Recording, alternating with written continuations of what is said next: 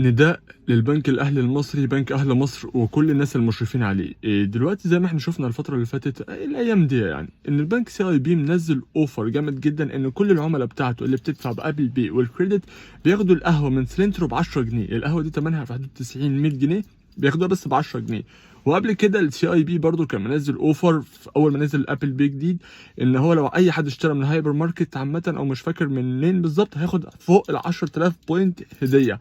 فحضرتك الناس المشرفين على البنك الاهلي المصري، بنك اهل مصر، عملوا لنا اي اوفر يا جماعه؟ يا ريت يعني تقدرونا شويه. يعني احنا دلوقتي معانا الابل باي ومعانا الكريدت كارد، بس مش معانا فلوس. فروقوا علينا. ده الواحد لما بيكون عايز يعمل خدمه جوه البنك بيقعد بثلاث اربع ساعات، بيقفل شيفت مع الموظف، يطلع فاقد الذاكره ومش عارف كان قاعد فين وكده.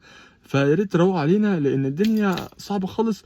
ونفرح شويه، يعني عاملين لنا اوفر قهوه ب 10 جنيه، اي حاجه. يعني كفايه ان كل الرسائل اللي بتجيلنا: يا عميل العزيز برجاء سداد المبلغ التالي، او تم خصم مبلغ كذا، تم خصم.